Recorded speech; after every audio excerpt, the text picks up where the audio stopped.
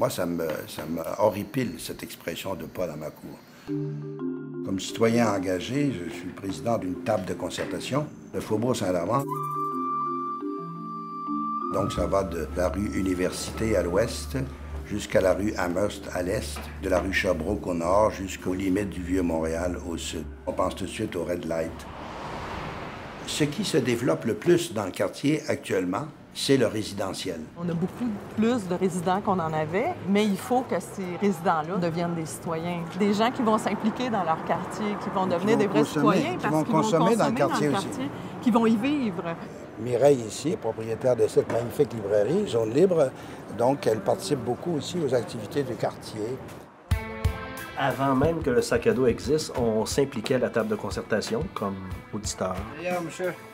Moi, je trouve que Rosario, avec toujours sa pensée de la mixité du quartier, ça finit par m'influencer beaucoup dans la conception même du sac à dos. Richard Chrétien, je suis très heureux de vous présenter. Il est le directeur général de l'organisme Sac à dos, qui s'occupe de personnes en situation d'itinérance. Donc pour moi, puis pour la table de concertation, c'est vraiment un bel exemple d'intégration à la vie du quartier. Autour de cette table, nous avons des gens qui sont dans les organismes communautaires, mais à côté, nous avons une commerçante. On a quelqu'un du quartier chinois. Nous avons aussi une personne du CLSC. Et puis à côté, nous avons le directeur de la Société de développement commercial du quartier latin. On essaye de créer des ponts entre tous ces partenaires. Ce que j'aime bien de cette table de concertation-là, c'est d'arriver à réunir tous ces gens-là et de les asseoir à une même table et de favoriser des consensus. Et je pense que Rosario y est pour beaucoup là-dedans. C'est vraiment l'âme de cette concertation-là. Moi, j'ai posé sa candidature pour qu'il soit l'âme de Montréal. L'itinérance, c'est un phénomène très important dans notre quartier, très sérieux. Je pense qu'il faut l'aborder avec intelligence, mais aussi avec compassion. Mais ce n'est pas la seule dimension du quartier. Il y a des choses passionnantes dans ce quartier.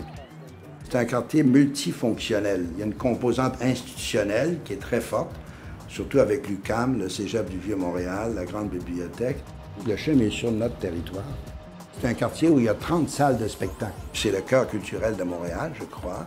Il y a les grands festivals chaque année qui amènent des millions de personnes. Mais pour moi, le Faubourg Saint-Laurent, c'est d'abord un quartier habité.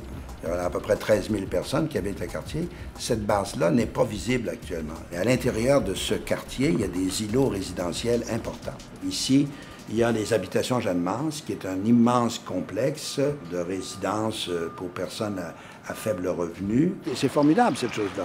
On est en plein centre-ville, dans un endroit où la valeur foncière est très élevée, et cet endroit-là est consacré à du logement social. C'est à notre honneur.